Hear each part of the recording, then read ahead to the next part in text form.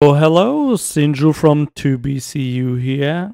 I had the great opportunity to play SNK's newest fighting game, Fatal Fury City of the Wolves, at Gamescom this year, and I want to share my impressions with you. So, SNK had Fatal Fury running on PS5, provided some sticks and pads to play with this, and well, I only played on stick, so all my experience with the game is on stick. And I have to tell you, playing the game at Gamescom, it just brought me back to the 90s, because Fatal Fury City of the Wolves felt very old school, not just like speed-wise. The game is pretty fast, but also how inputs work, how the game works, like how the game mechanics work. It's a very old school fighting game, and I have to say, you know, you see the game on screenshots, but seeing the game live is a completely different thing. The game is absolutely beautiful in motion, and the audio is also great. It has this impact. The audio really fits the game. At Gamescom, SNK had 5 characters playable. Those were Rock, Marco, Terry, Preacher, and Vox. Because I played Grant and Terry as sub-characters in Garou 1, Terry and Vox were the characters I focused on, and those are the characters that I got experience with. And I just want to give you a quick rundown on how the game compares to Garou 1, because I know quite a few of you probably tried out Garou on Steam, or maybe you also played it on the Neo Geo. The game feels very similar to Garou 1, but there are also some changes, in my opinion, for the better. So regarding the system mechanics, returning from Garou 1, you got feints, you got the breaks, just defend, you got guard cancel, you got the universal overhead, and you got the universal anti-air. Those are all coming back from Garou 1.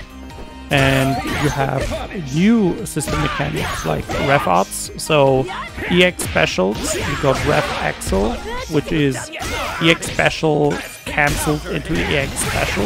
You have the ref blow, which is kind of like the drive impact in Street Fighter 6. It has armor, and if you get a hit in, you get kind of like a crumble animation to get a free combo. So it's a call-out attack. And then you have the ref guard, which is just holding down the button. You have this shield that is around your character, and you block attacks. And this is increasing your ref bar, so you can't just, you know, hold the button and block forever. Regarding the feints, the feints work similar to Garou 1. You have the fake specials with shorter animations, but the thing is, the frame data is more tame in City of the Wolves, so you need to be much faster doing normal into feint into normal to get a combo. Also with characters like Vox, I really had a lot of issues getting a combo out of it, so I'm not sure if it's a Vox thing, because Grant in Garou 1 also didn't really play the system mechanics too well. Like, he didn't really need feints. Breaks were only for combo confirms in the corner, else he also kind of didn't really profit from those. So I know with Terry you can combo from a hard normal into feint into another normal, as well as with Preacher, but the time between the hits is much shorter. You need to enter it much faster than in Garou 1. Yeah, so it still works, it's just not as strong as it was in Garou 1.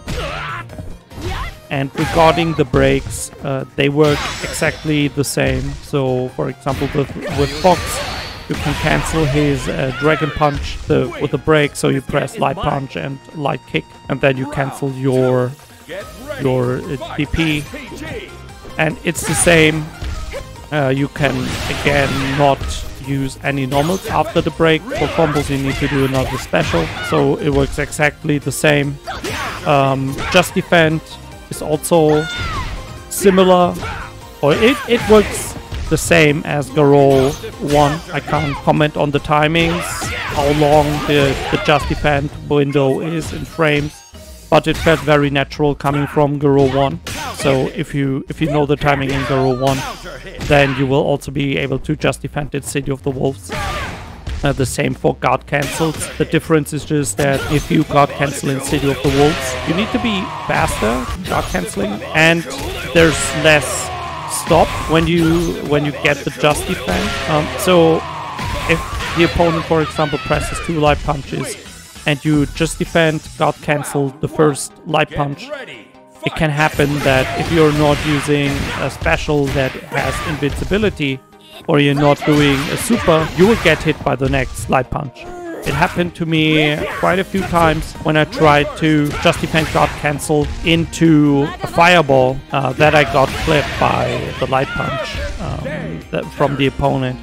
So you have to watch out what you're guard canceling with. One good thing is that if you guard cancel into a super, it has 0 frame startup, so you can punish things that you could usually not punish.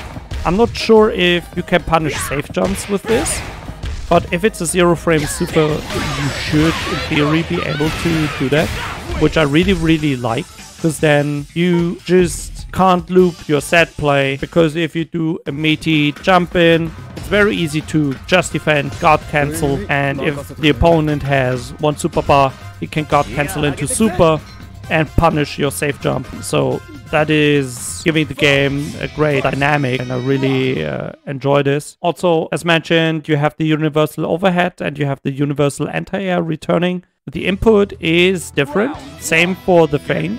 So for universal overhead, you press hard punch and the new ref button. City of the Wolves is a 5-button game, so you press the ref button to do the universal overhead, and if you press down and hard punch and ref button, you get the universal anti-air. So both moves were usually done pressing light punch and right kick in Garou 1. But here the input was moved to hard punch and the ref button.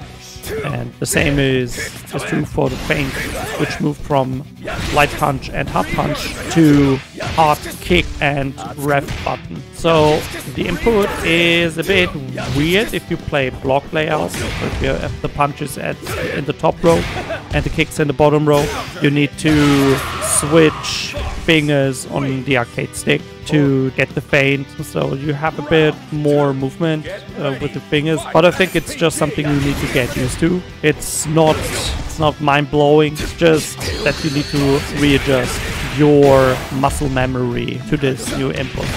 And regarding the ref button, just a quick rundown, it has different functionalities in general. So if you hold the button without pressing the direction, you get the ref guard, which is the shield to block. This increases your ref bar, so you can't block forever using this. If you press forward or back and you press the ref button, you get a forward dash or a back dash.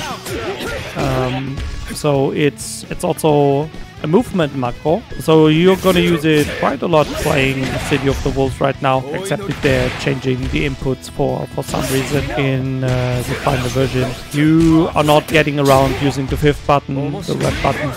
So many useful mechanics just tied to that one button. And you also need it for a Climax Super. If you have the SPG life bar and you got 2 bars, you can do different level 2 super for some extra damage. You know, these supers with the long animation from the trailers. Regarding the new system mechanics, you got ref arts, which are pretty much just EX special moves, so you know them from other games. It's just that in this case you are not consuming super meter. It is tied to the ref meter. If you use an EX special, I think you build ref bar, and you also have ref axle, which is EX special cancelled into EX special to get combos. For example, with Terry you can do EX burn knuckle into EX power dunk, which bounces afterwards. and then finish the combo. With the Ref Arts and Ref Axel, you will likely use like 1 or 2 EX specials to get extra damage, to get the opponent launch from further away, and then just finish the combo, or use like using a regular special, or you're just using a super, because you don't want to be in overheat. If you build up the ref bar to 100%, you go into overheat, then you don't have access to all system mechanics tied to the ref bar, which is also the ref blow, which is similar to the drive impact in Street Fighter 6. It has armor. If it counter hits, you kind of get a crumble animation, so you get a free combo. If the opponent is in SPG, you have to watch out for the ref blow. It's only available if the opponent has SPG. There's a ground and an air version to for example, delay the jump in as well with using the air ref blow. So there are some mind games around the ref blow mechanic as well.